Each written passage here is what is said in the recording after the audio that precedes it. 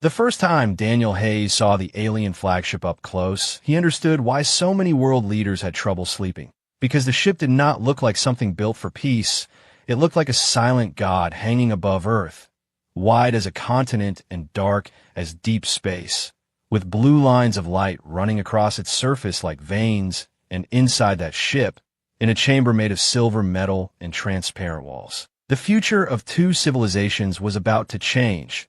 Daniel was not a soldier or a famous diplomat. He was only a systems engineer chosen because he understood patterns in alien code. He was the kind of man who fixed broken machines, not broken politics.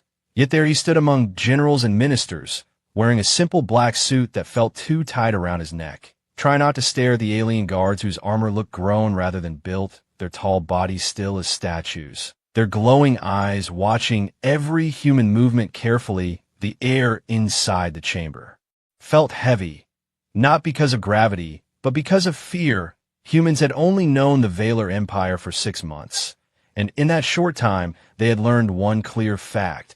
The Valar were stronger, faster, and far more advanced. They did not need Earth. Earth needed them. And today, it was the first formal cultural exchange ceremony, a moment meant to prove that humans were worthy of peaceful contact. The doors at the far end of the hall opened without sound, and every whisper died instantly, lady. Valrine entered the chamber like a moving shadow of silver light. She was taller than any human present, her long dark hair falling behind her armored shoulders, her skin pale with faint blue patterns glowing softly across her arms. She did not smile. She did not look impressed. She simply walked forward with calm authority, and even the alien guards lowered their heads slightly as she passed. Daniel felt his heart beating faster because he knew from briefings that she was not just a commander. She was royal blood, daughter of the High Sovereign, which meant every word she spoke could shape history. The human ambassador began a prepared speech about unity and cooperation. His voice shaking only a little, the translator devices hovering between the two groups repeated each sentence in perfect alien tones. For several minutes, everything went smoothly, until the ambassador made an awkward attempt at humor about how humans and aliens might one day become one big family. The joke landed badly. The alien delegates did not react, their silence heavy and confusing. Daniel felt the tension growing, the kind that makes people say something stupid just to break it. And that was exactly what he did, leaning slightly toward his small translation pad. He muttered under his breath, "If it makes peace easier, I could just marry her." He meant it as sarcasm, a quiet comment no one would take seriously, a nervous release of pressure, but the translation pad did not understand. Sarcasm. It projected his words clearly across the chamber in the alien language, the sound echoing against metal walls for one long second. Nothing happened. Then every alien in the room froze, their glowing eyes turning toward him at the same time. Daniel felt cold, as if the air had suddenly disappeared. Lady Valrine stopped walking, her head turning slowly toward the human engineer who now wished he could disappear into the floor. She studied him with unreadable eyes. Then she stepped forward, each step calm and deliberate. Human security officers shifted nervously, unsure whether to intervene. Daniel's mouth opened to apologize, but no words came out. She stopped only 2 steps away from him. And then something impossible happened. The alien commander lowered herself to one knee, her head bowing deeply before him. A movement so graceful and serious that it felt like gravity itself had changed direction. Gasps filled the human side of the hall. Alien whispers rose in shock. And in a clear, steady voice, she said, "I accept. I wanted you too, human." The chamber exploded into confusion. Translators struggling to keep up as humans began asking what this meant. Daniel's brain refused to process the scene in front of him, because according to every cultural file he had read, the Valar only bowed in 2 situations, before their sovereign or before the one they chose as life partner. It was not a greeting, not a polite gesture. It was a declaration, and she had just made it publicly. The ambassador's face had turned pale. Alien nobles exchanged intense looks. And somewhere in the upper gallery, recording drones captured every second for both civilizations to see. Daniel finally found his voice and whispered. It was a joke, But the words felt weak and small in a room that had already changed forever. Lady Veilrine lifted her head and looked directly into his eyes. And there was no confusion in her expression, only certainty, as if she had been waiting for this moment long before he ever spoke. And in that terrifying silence, Daniel understood something much worse than a diplomatic mistake. This was not an accident to her. This was a choice, and somewhere beyond the transparent walls of the chamber, Earth turned quietly beneath a ship powerful enough to destroy it. Unaware that one careless sentence from an ordinary human engineer might have just tied the fate of two species together. And if you want to see what happens next in this story of humans facing something far bigger than themselves, make sure to subscribe to this channel, because this was only the beginning, and Daniel Hayes had no idea that his joke had just placed him at the center of an empire and possibly at the edge of war. When the noise inside the chamber finally began to fade, Daniel realized that no one was looking at the ambassador anymore. No one was looking at the generals or the cameras or even at Earth glowing below the glass walls. Every eye was fixed on him and the kneeling alien commander before him. And the silence that followed felt heavier than the entire alien warship surrounding them.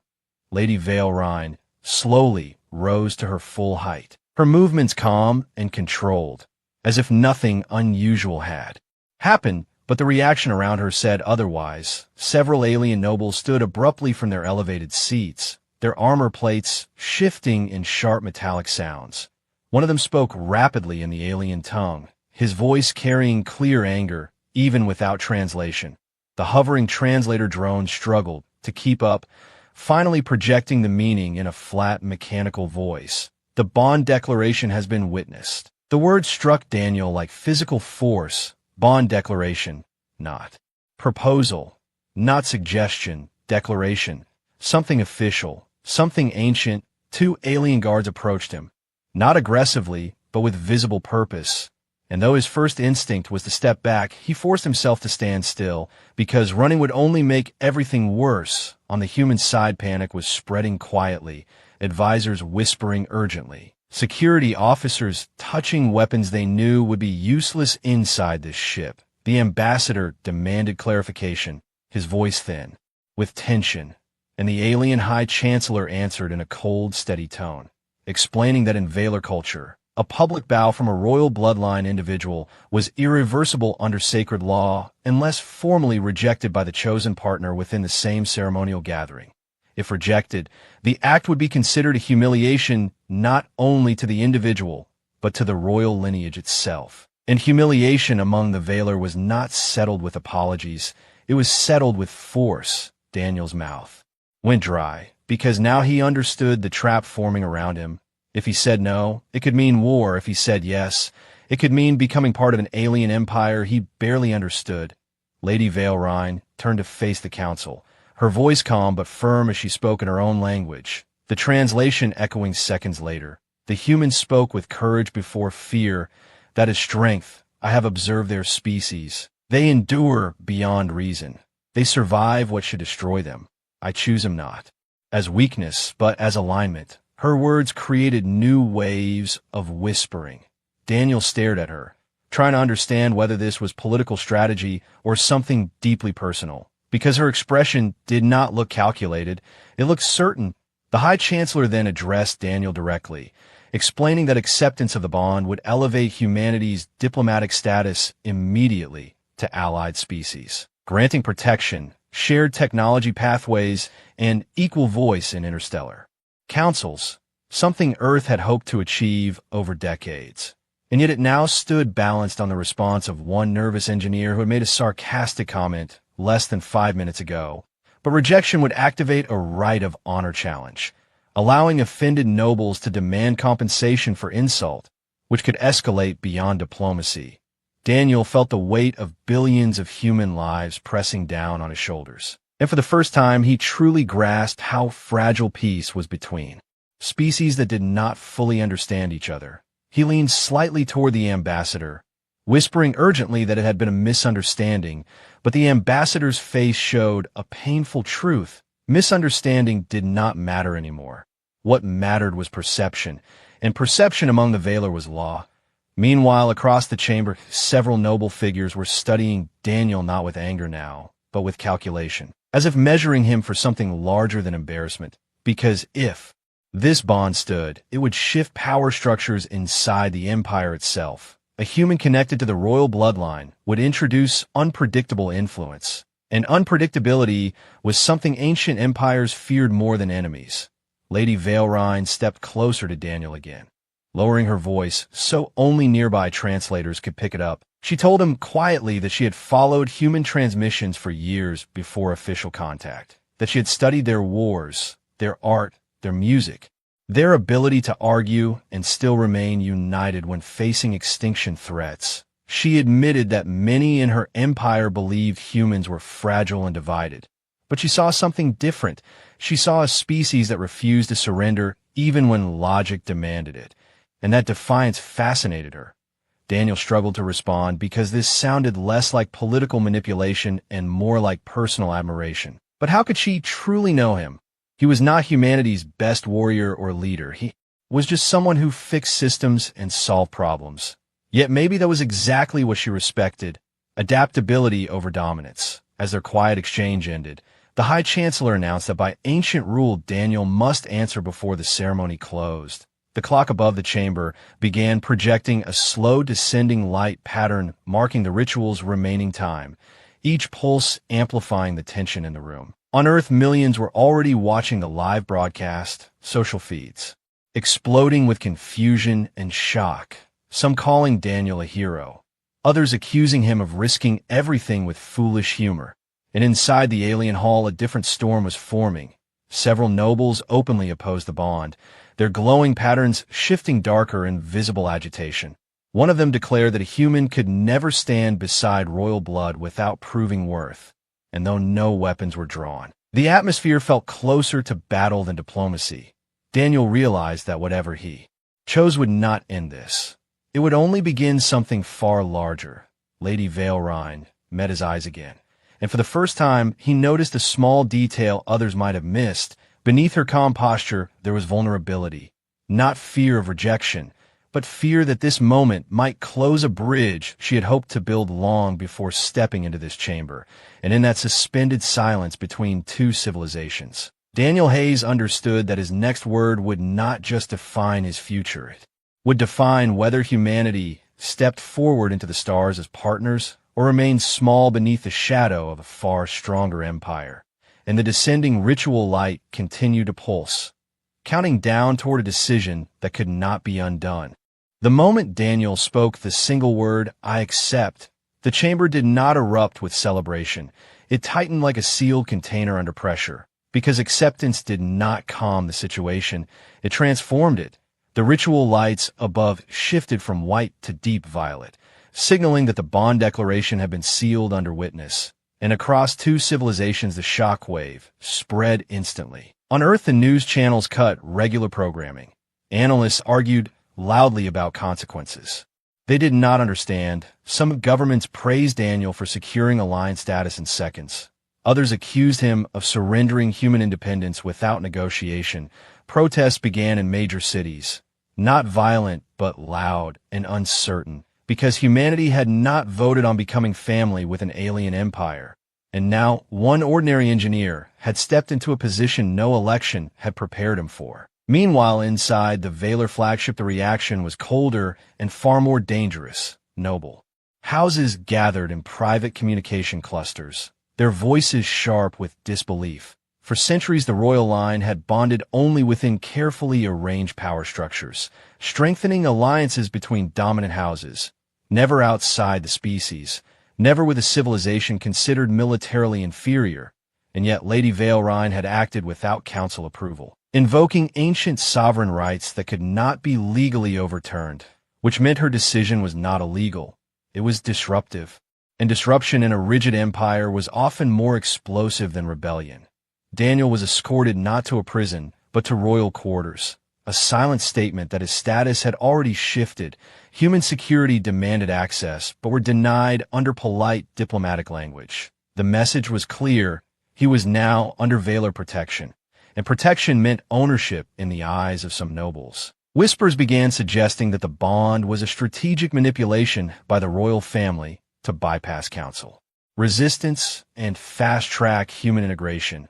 Others feared something even deeper. Because the Valar Empire was powerful but not stable, outer territories had shown signs of unrest.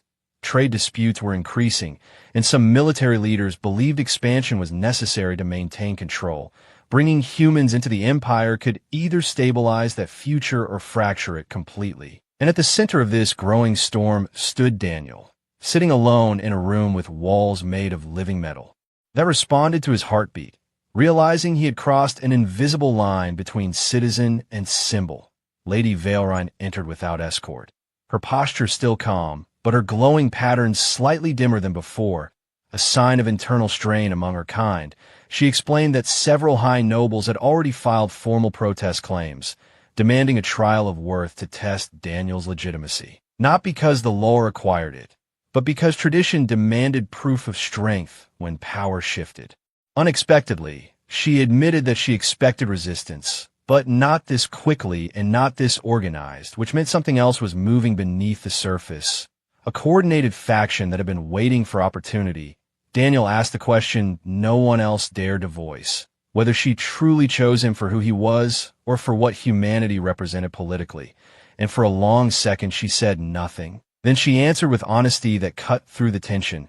She had studied humanity because her empire needed change, not conquest. She believed strength without adaptation led to collapse. And humans were unpredictable, creative, emotionally resilient. Everything her people suppressed in pursuit of control. But she also admitted that choosing him specifically had been instinct, something in the way he joked under pressure, the way he stood frozen yet did not deny his words immediately, something she interpreted as courage instead of fear. And that instinct had overridden calculation. Outside the room, reports arrived that several Outer Fleet commanders were repositioning ships without council authorization. Officially routine maneuvers. Unofficially a show of force. Earth detected the movements and raised defensive readiness levels. The fragile line between alliance and war thinning by the hour. Political commentators on both sides began framing the bond not as romance, but as leverage, asking whether humanity had just gained protection or lost sovereignty. And within the Valar capital world, massive public forums lit up with debate, younger citizens expressing curiosity about humans, older elites warning of contamination and dilution of pure lineage.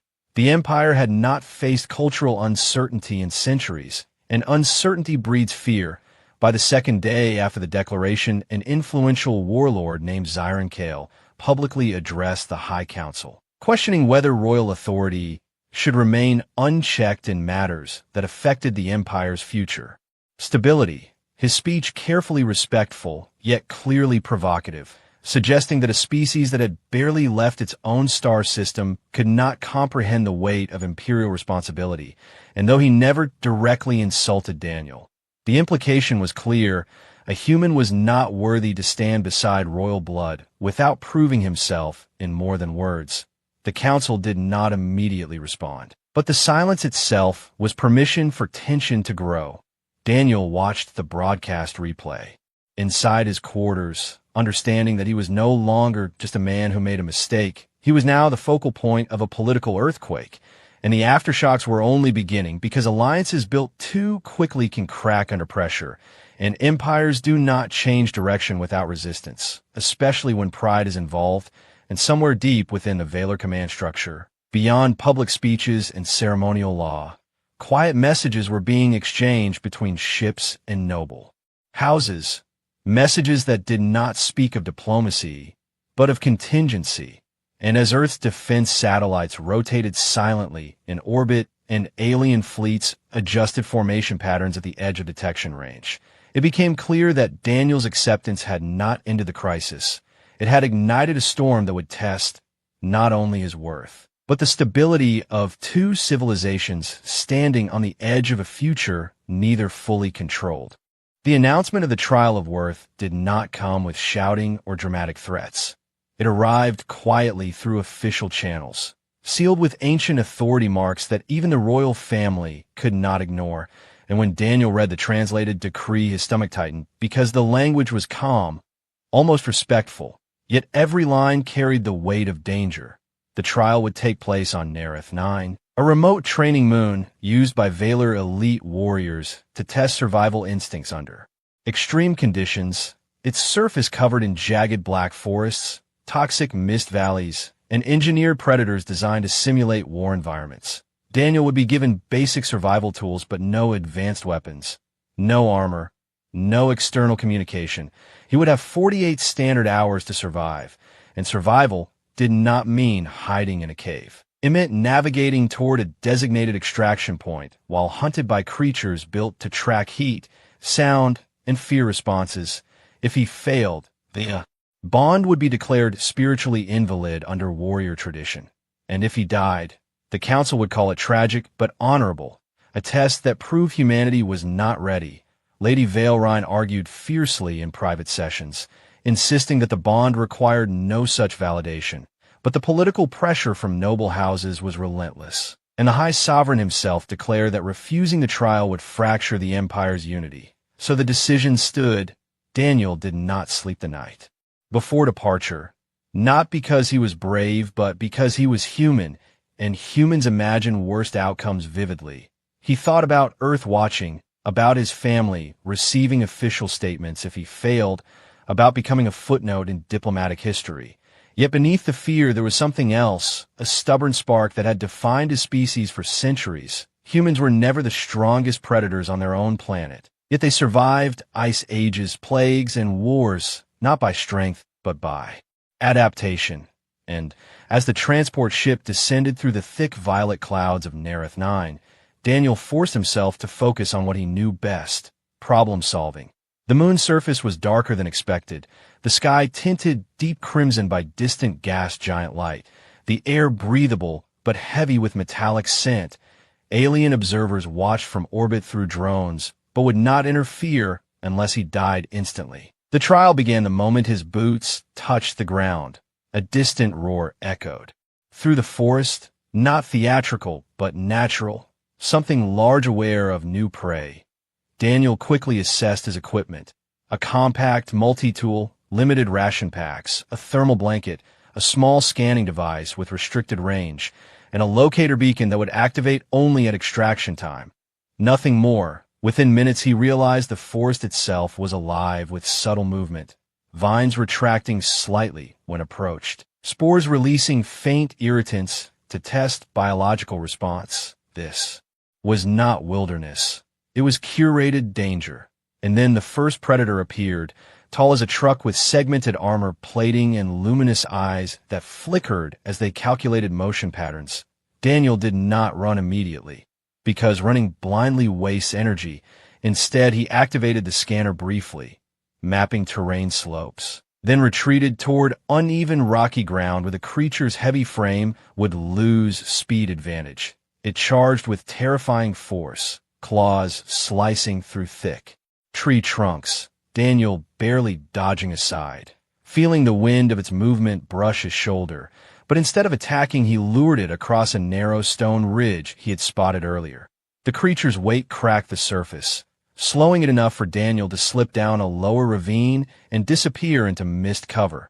Hours passed in relentless tension, smaller predators testing him, insect-like drones emerging from soil pits, forcing him to improvise smoke from ration packaging to disrupt their sensors. He learned quickly that the environment rewarded patience and punished panic.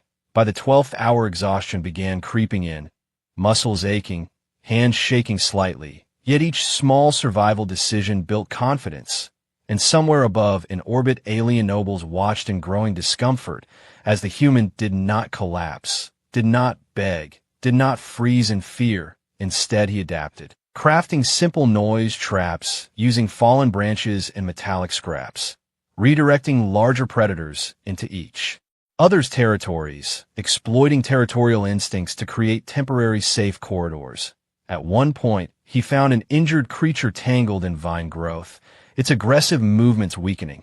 And though killing it would have reduced threat probability, he chose instead to free himself quietly and move away. conserving strength rather than seeking dominance. That choice puzzled observers because Valar warriors were taught to assert superiority whenever possible. But Daniel's goal was survival, not victory.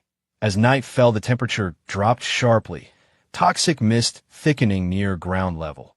Daniel climbed into elevated rock formations and wrapped himself in thermal insulation, calculating that predators relying on ground scent would lose track of him temporarily. His body trembled from cold and adrenaline, yet his mind remained active, mapping routes toward the extraction point marked faintly in his scanner's memory.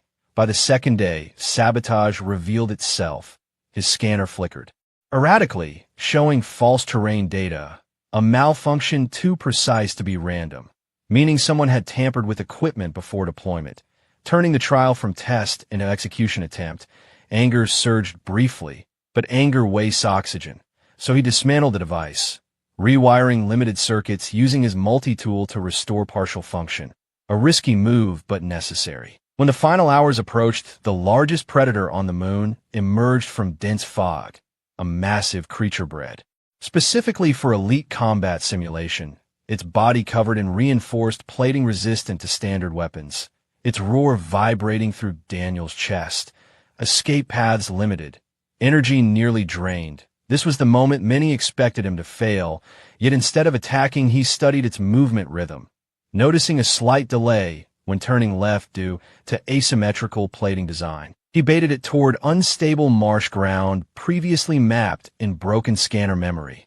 The creature lunged, heavy mass, breaking surface tension, sinking gradually into adhesive mud, roaring in fury as Daniel moved out of range, not celebrating, not taunting, simply surviving.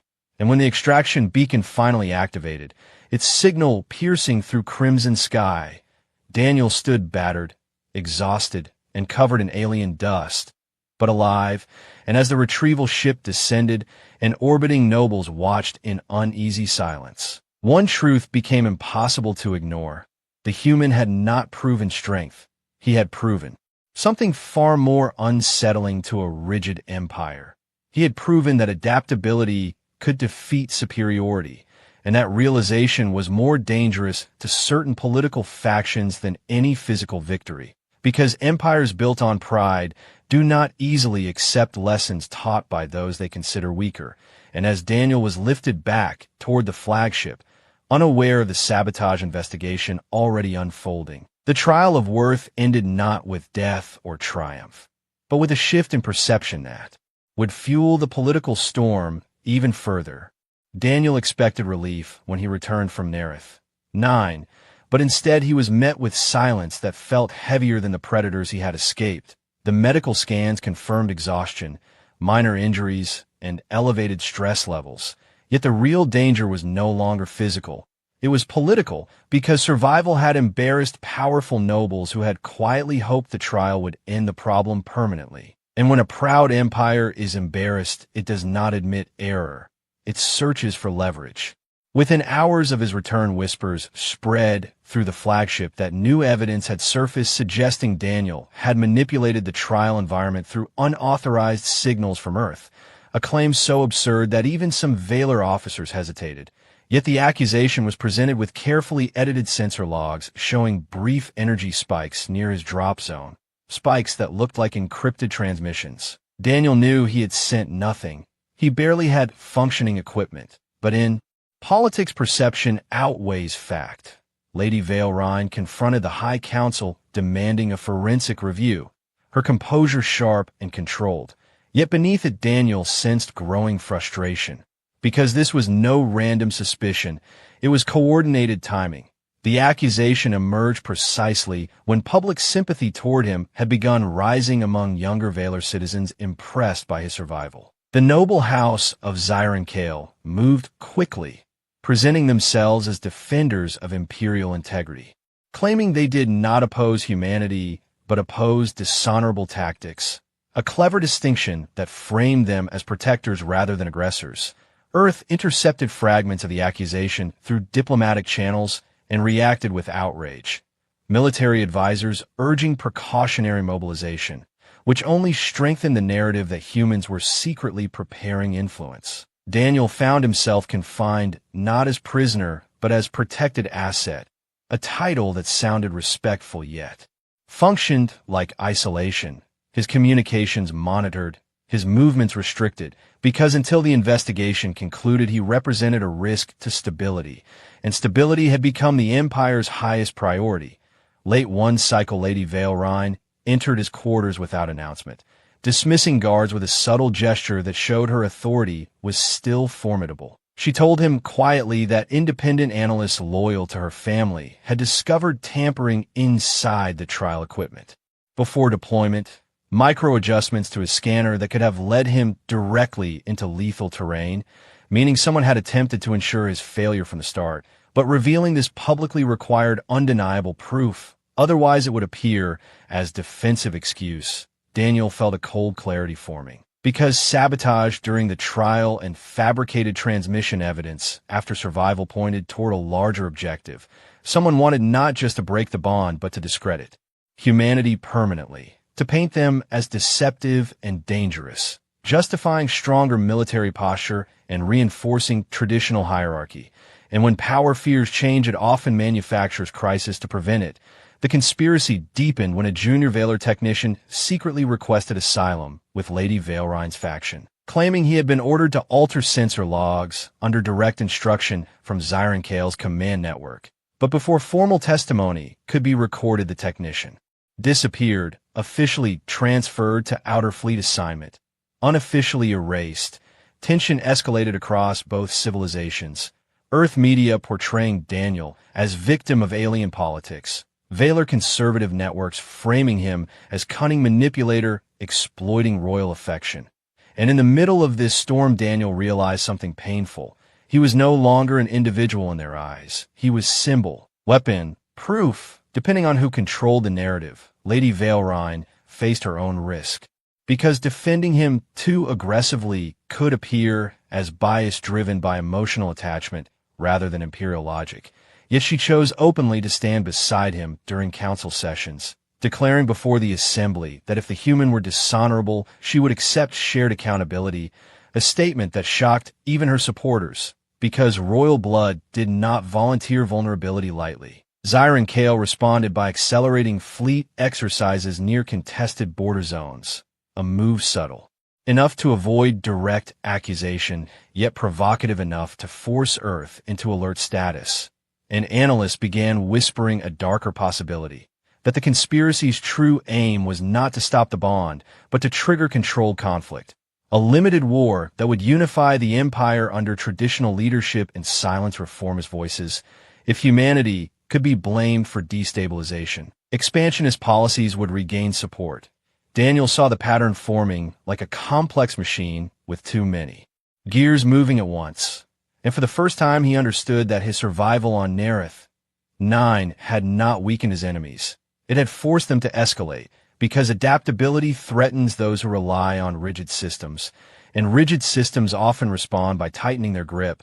One evening, as he studied the falsified transmission data, he noticed subtle inconsistencies in energy signatures that only an engineer obsessed with patterns would catch, frequency overlaps that suggested internal ship source rather than external planetary origin, meaning the fake evidence had been generated from within Vaylor command infrastructure.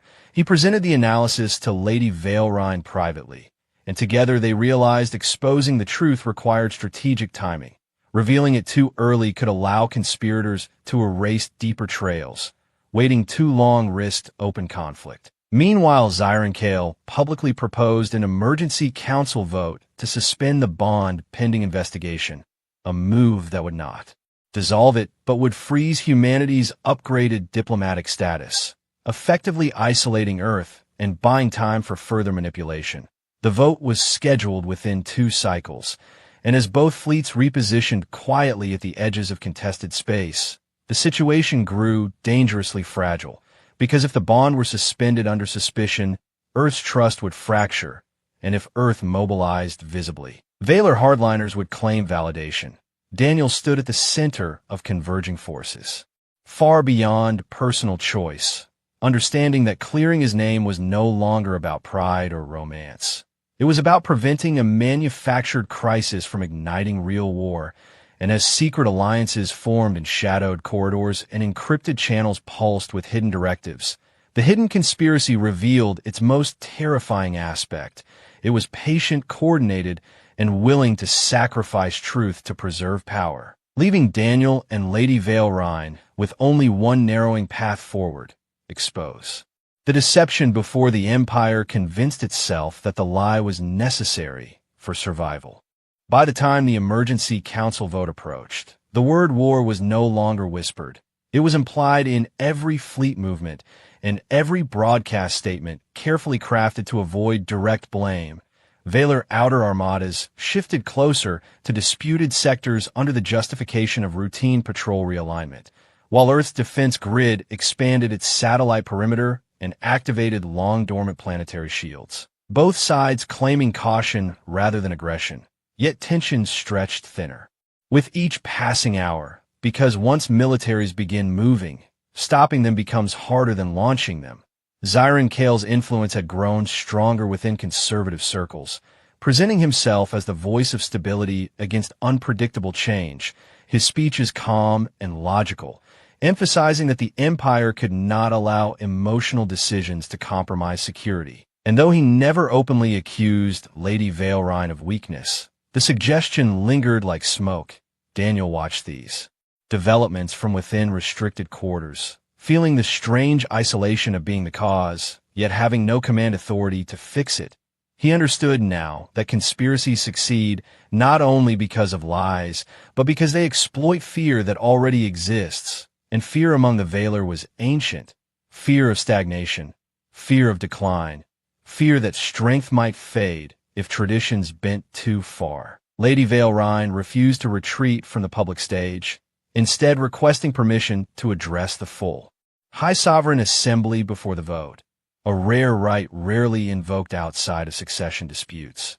Her request alone shocked observers, because it signaled willingness to confront not only noble houses, but the Empire's deepest insecurities. On the day of the assembly, the Grand Chamber was filled beyond capacity, live transmissions spreading across both civilizations. Daniel stood beside her not as decoration, but as declared partner, his presence itself controversial, whispers echoing as he walked through towering columns of glowing stone.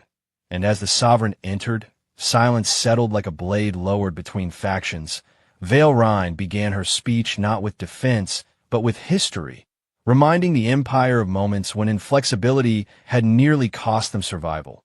Wars avoided because unexpected alliances were formed, crises solved because someone dared to step beyond tradition. She did not romanticize her bond with Daniel. She framed it as strategic evolution, an acknowledgement that humanity's adaptability was not weakness, but resource. And then she revealed partial evidence of equipment sabotage and falsified transmissions, careful not to accuse directly, but enough to plant doubt in the certainty Xiron Kale had cultivated. Murmurs rippled through the chamber. Yet before momentum could fully shift, Xiron himself stepped forward requesting immediate cross-examination, his voice steady as steel, accusing the human of exploiting internal division to elevate Earth's position. And in that charged moment, he ordered fleet status updates displayed across the chamber screens, revealing how close both militaries had come to confrontation. The implication clear: this bond was destabilizing the balance of power. Daniel felt something inside him tighten, because he saw the trap clearly now. If he remained silent, the narrative would solidify around manipulation and risk. If he spoke poorly, he could confirm their fears. And so he did something unexpected. He requested permission to address the sovereign directly, not as royal consort, but as human citizen. The chamber hesitated before granting it, and when he spoke, his voice was not grand or poetic. It was simple, steady, honest. He admitted that his first words had been a joke born from nervous tension, that he had never intended to disrupt an empire. But he also admitted that since that moment he had seen something in the Valar that reminded him of humanity's own past, strength so focused on control that it feared vulnerability. He told them that humans survived not by denying weakness, but by cooperating despite it. That war would not prove superiority, but confirm insecurity. And that if his existence truly threatened the Empire, then perhaps the Empire was not as stable as it believed. The simplicity of his words carried weight precisely because they lacked strategy. He was not trying to win power. He was trying to prevent death. And then the chamber alarms shifted tone abruptly. An alert from border sectors indicating unauthorized weapons lock sequences between forward scout ships. Someone had triggered engagement protocols without council approval. Panic surged through observers as fleet commanders scrambled to confirm control codes. Zyron's expression flickered for the first time. Not fear, but calculation disrupted. Because if open conflict began during the assembly, it would validate every claim of instability. Lady Veilrine moved instantly, accessing command. Authority to freeze certain fleet chains. Her voice commanding yet controlled. While Daniel watched screens showing how close missile platforms had come to activation, mere seconds from automated retaliation, and in that narrow window before chaos erupted, the Sovereign himself issued a direct override across all Imperial channels, halting the escalation, an action rarely taken and never lightly. Silence returned slowly, heavier than before, because everyone understood how near they had come to disaster. And in that suspended stillness, the conspiracy's objective became visible to even neutral observers. The manufactured tension had almost succeeded in igniting a limited war that would have justified emergency powers and consolidated traditional authority. But instead, the exposure of sabotage evidence combined with near catastrophe shifted perception.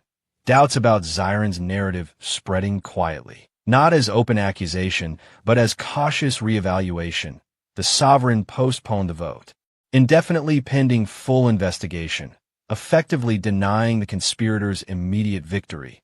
Yet the danger was not over. Fleets remained positioned, trust remained fragile, and as the assembly dissolved into controlled but tense departure, Daniel understood that surviving predators on a hostile moon had been simpler than navigating empires on the brink of self-destruction. Because war at the edge is rarely caused by strength alone, it is triggered by fear disguised as protection. And though immediate conflict had been avoided, the balance between reform and rigidity now stood exposed under the harsh light of near catastrophe, leaving the final outcome uncertain, suspended between those who sought evolution and those who would risk everything to prevent it. The days following the near war did not bring celebration. They brought a strange and careful quiet, the kind that comes after two armies lower their weapons, but keep their fingers close to the triggers. The High Sovereign ordered a full internal investigation into fleet override attempts and falsified trial data, and though no public accusation named Zyron Kale directly, his influence began to shrink as more command officers hesitated to align themselves with a faction that had almost pushed the Empire into uncontrolled conflict. Several mid-level commanders quietly shifted loyalty toward reformist voices, not out of love for humanity, but out of fear of reckless instability. Earth also adjusted its posture, lowering visible defensive readiness in a calculated gesture of trust, and that small move carried more diplomatic weight than speeches, because restraint in the face of tension signaled confidence rather than weakness. Daniel observed all of this from a new position within the flagship, no longer confined but not entirely free either, his status evolving into something undefined. And in private conversations, Lady Veilrine admitted that the conspiracy had not been fully dismantled, only exposed enough to slow its advance.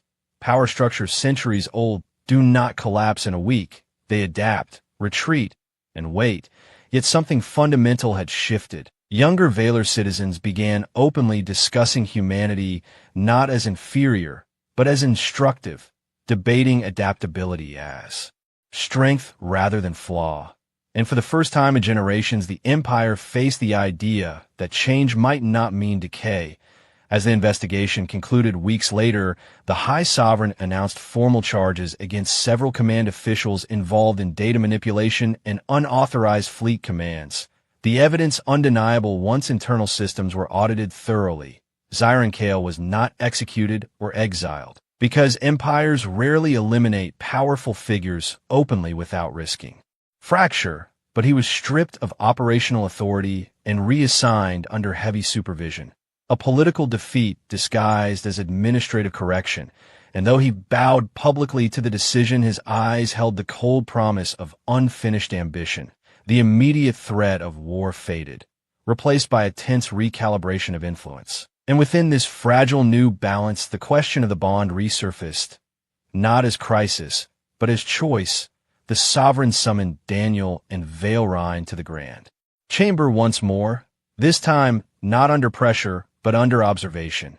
And before the entire assembly, the sovereign acknowledged that the human had survived the trial of worth without dishonor, had faced accusation without retaliation, and had spoken before the empire without manipulation, traits the sovereign described as rare even among Vela nobility. The bond, therefore, would stand not as political experiment, but as sovereign recognized alliance between species. Yet final confirmation required a second ceremony, not of declaration, but of mutual vow. Because in Valar tradition, true bonds required a quality of gesture. Daniel understood immediately what that meant. Weeks earlier, she had bowed before him alone. Now the Empire expected visible reciprocity, and on the day of the ceremony, the chamber felt different from the first gathering, less tense yet more attentive. Because this time, both civilizations knew the stakes and the cost of miscalculation. Earth's leaders watched closely but did not interfere, trusting Daniel to act not as politician, but as human. Lady Valrine stepped forward in ceremonial armor lighter than her battle attire, symbols of her house glowing softly across silver fabric. And she did not kneel first this time. She stood still, waiting, because equality cannot be commanded. It must be chosen. Daniel felt the weight of history pressing again. But it was no longer crushing. It was clarifying. He understood that bowing would not make humanity smaller. It would show that strength and humility could exist together. That partnership did not erase identity. And so before the eyes of an interstellar empire, a human engineer who once made a careless joke lowered himself to one knee, head bowed with steady intention, not out of submission but respect, and for several heartbeats no one moved, the symbolism cutting deeper than speeches ever could. Because humans did not bow easily, and Valar royalty did not wait patiently. Yet here they stood, equal in gesture. Lady Valrine then mirrored him, lowering herself so that both knelt facing each other, a position unprecedented in imperial record. And when they rose together, the chamber did not erupt in noise, but in something quieter and more powerful. Acceptance, not universal or perfect, but real enough to hold. The sovereign declared the bond complete under mutual recognition, establishing humanity as allied sovereign partner rather than subordinate client state.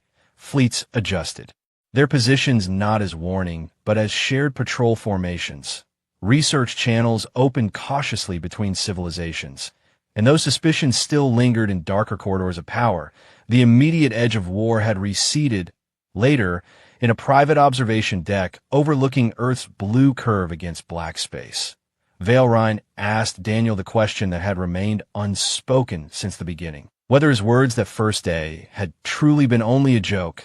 He smiled slightly, admitting they had been born from nervous humor, but everything since had transformed them into something deliberate. He did not understand every part of her empire, and she did not understand every part of humanity. Yet both had chosen to stand rather than retreat when fear demanded it, and that choice mattered more than the accident that started it all. As stars reflected in the transparent hull, and two species recalculated their futures, Daniel realized that strength was not measured only in fleets or weapons or ancient law. Sometimes it was measured in the courage to adapt, to admit error, to bow without surrendering identity. And somewhere deep within an empire built on pride, a new idea had taken root, that evolution was not betrayal, that vulnerability could coexist with power, and that a single human joke had not weakened the galaxy. It had forced it to grow, leaving the future unwritten but no longer balanced on the edge of destruction, instead suspended in possibility, where Partnership might succeed,